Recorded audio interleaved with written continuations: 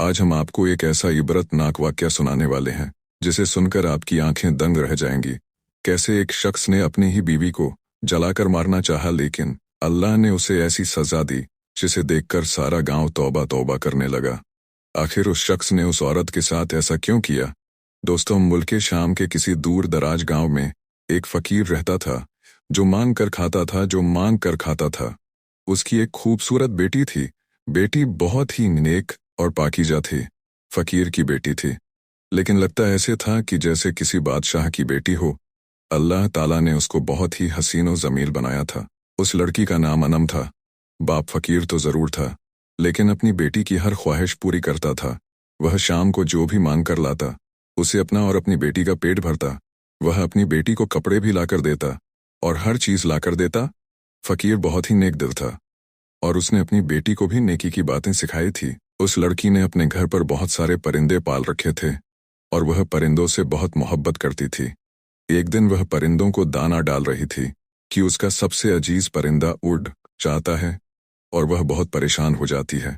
वह लड़की भी परेशान होकर परिंदे के पीछे भाग पड़ती है। परिंदा उड़ता चला जाता है और लड़की भी उसके पीछे होती है। उस लड़की ने पहली बार अपने घर से बाहर कदम रखा होता है।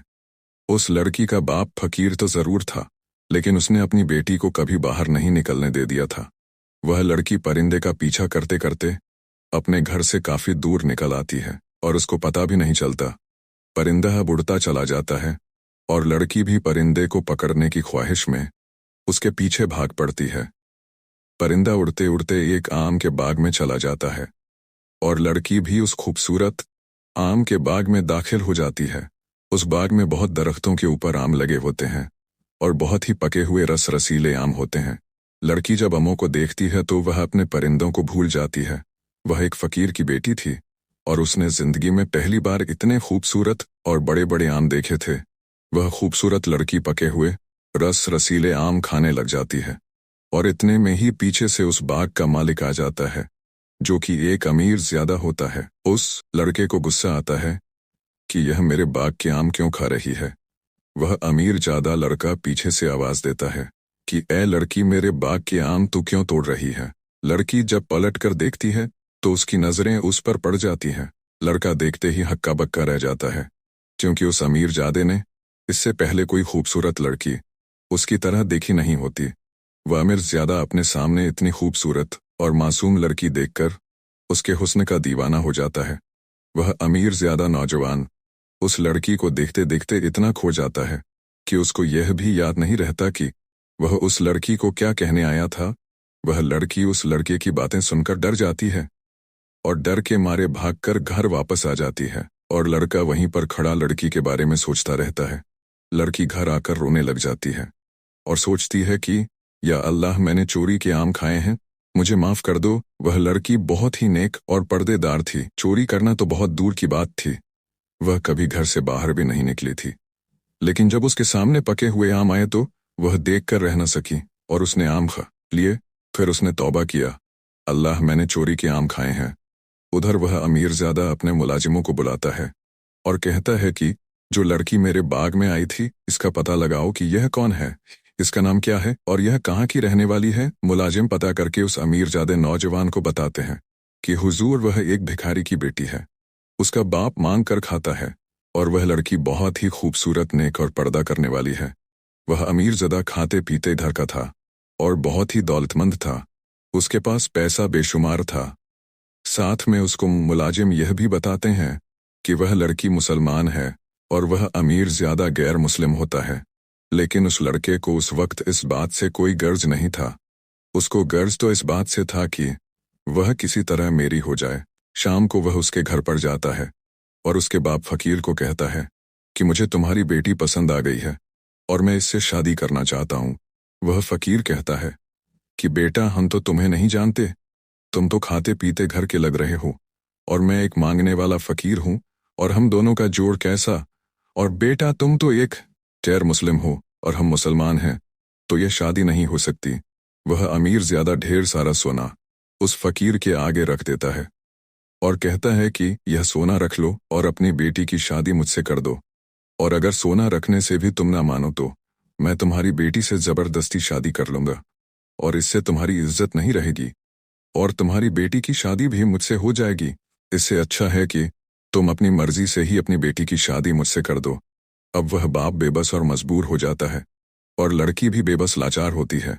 लड़की को जब यह बात पता चलती है तो लड़की दुआ करती है कि या अल्लाह तूने मेरे नसीब किससे जोड़ दिया है। अगर मेरी शादी उससे हो जाए तो मैं तुझसे दूर हो जाऊंगी, क्योंकि वह एक गैर मुस्लिम है और मैं मुसलमान हूँ। लेकिन किस्मत में शायद यही लिखा था। वह फकीर उस लड़के को हाँ कर देता है और उन दोनों की शादी हो जाती है। सभी लोग लड़की की किस्मत पर नाच कर रहे थे कि एक फकीर की बेटी है, एक भिखारी की बेटी है और शादी एक अमीर जादे से हो गई है। लड़की दुल्हन बनकर किसी परी की तरह लग रही होती है, लेकिन वह परेशान होती है कि वह अगर उससे शादी ना करती तो उस लड़के ने कहा था कि वह उसके बाप को कत्ल कर देगा, और अब शादी के लिए हाँ की है तो वह अपने रब से दूर हो जाएगी। क्योंकि वह एक गैर मुस्लिम लड़का था, वह लड़की को इबादत तो नहीं करने देगा। अनम रुखसत होकर उस अमीर जादे के घर आ जाती है। अब शादी की पहली रात होती है और ईशा की नमाज का वक्त हो जाता है। वह लड़की वजू करती है और नमाज पढ़ने लग जाती है। अमीर जादा जब कमरे में आता है तो लड़की नमाज पढ़ रही होती है। उसका देख के गुस्से से खून खोलने लग जाता है और कहता है कि तुम्हारी हिम्मत कैसे हुई नमाज पढ़ने की, माना कि तुम पहले मुसलमान थी, लेकिन अब तुम्हारी शादी मुझसे हो गई है और अब तुम्हें इस्लाम छोड़ना होगा। लड़की का यह सुनकर दिल टूट जाता है और वह रोने लग जाती है और दिल ही दिल में सोचती है कि यह कैसे हो सकता है कि मैं इस्लाम को छोड़ दूं और अपने रब की नाफरमान बंदी हो जाऊं। ऐसा तो नहीं हो सकता। मैं मर तो सकती हूँ लेकिन इस्लाम नहीं छोड़ सकती। वो अमीर ज़्यादा उस लड़की से कहने लगा कि देखो, तुम्हें जिंदगी का हर अरमान दूंगा, हर खुशी दूंगा, तुम इस्लाम को छोड़ दो। जिंदगी अनम के साथ कैसा अजीब खेल खेल रही थी। वह हमेशा रोती रहती और अपने रब से दुआ करती रहती कि यार अब मैं तुझसे दूर हो गई हूँ और तेरी नाफरमान हो गई हूँ। और इस तरह अनम की इबादत भी छूटने लगी। अनम कभी कभार गुस्सा होकर अपने शौहर से कहती कि आपने मेरे साथ ऐसा क्यों किया है। आप अच्छी तरह से जानते थे कि मैं एक मुस्लिम लड़की हूँ और आप एक यहूदी हो। फिर आपने मुझसे शादी क्यों की। मैं अपने रब से दूर हो चुकी हूँ। मैं अपने परवरदिगार को ऐसे छोड़ नहीं सकती। मैं नमाज भी पढ़ूंगी और कुरान पाक की तिलावत भी करूंगी। उस अमीर जादे को इतना गुस्सा आता है कि वह उसको मारने लग जाता है और कहता है कि तुम एक भिखारी की बेटी हो और तुम में इतनी अक्कड़ है। मैंने तुम्हारे बाप को ढेर सारा सोना दिया है और तुम्हें खरीदा है मैंने, और अब तुम मेरे पास हो। मैं तुम्हें जो कहूंगा तुम वही करोगी। तुम एक खरीदी हुई लड़की हो।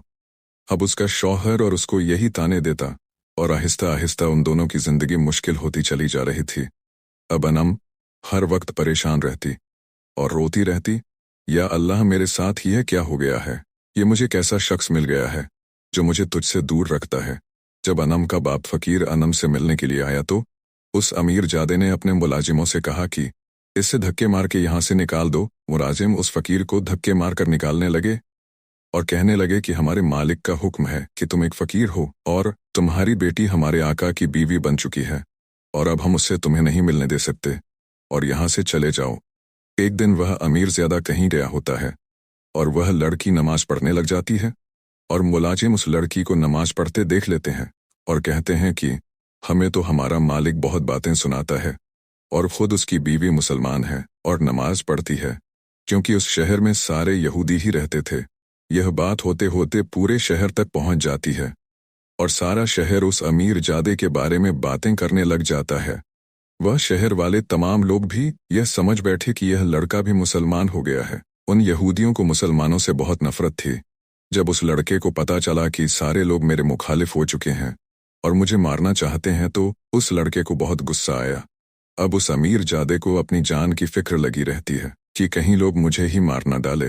अब उसको बहुत गुस्सा आता है और वह परेशान हो जाता है। वह सोचता है कि इस लड़की का कहीं बंदोबस्त करना पड़ेगा। यह मेरे समझाने पर समझ ही नहीं रही। वह लड़का अपनी बीवी के पास आया और कहने लगा कि तुम मेरी बात मान लो और इबादत करना छोड़ दो। तुम्हारी वजह से हर कोई मुझे भी मुसलमान समझ रहा है। अगर तुम अपनी बात से बाज ना आई तो मैं तुम्हें बहुत कड़ी सजा दूंगा। वह लड़की रोने लगी और कहने लगी कि मैं बेकसूर हूँ। मुझे क्यों सजा दे रहे हो। मेरे साथ ऐसा मत करो।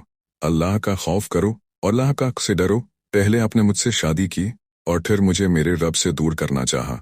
लड़की जब अपनी बात पर ही डटी रही तो वह उसके वालिद फकीर को बुला लेता है और कहता है कि अपनी बेटी को समझाओ, अगर न समझी तो मैं तुम दोनों को मार डालूंगा।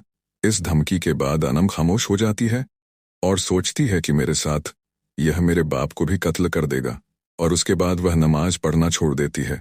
लेकिन उसका दिल रब को ही मानता है और रब की ही इबादत करता है। एक दिन वह सो रही होती है कि उसके ख्वाब में खाना काबा की जियारत होती है। उसने एक अल्लाह वाली लड़की की।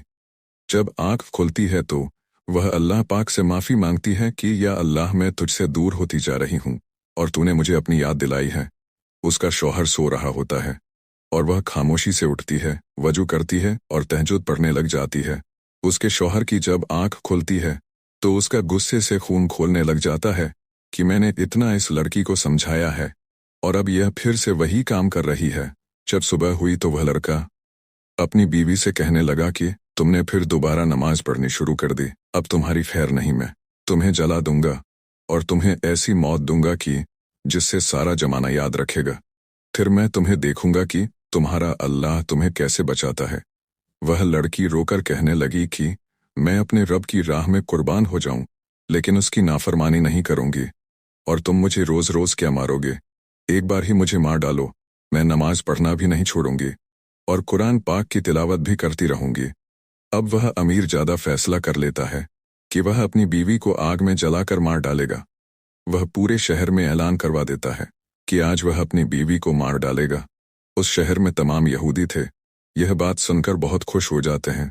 तमाम लोग खुशी से झूम रहे थे क्योंकि उनको अपनी मर्जी का तमाशा देखने को मिल रहा था।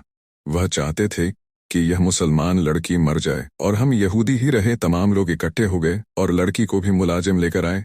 उसका बाप फकीर उसको समझाने लगा कि इस यहूदी की बात मान लो बेटा, यह तुम्हें मार डालेगा। वह लड़की कहने लगी कि ए मेरे अब्बा, मुझे अपने अल्लाह पर पूरा यकीन है।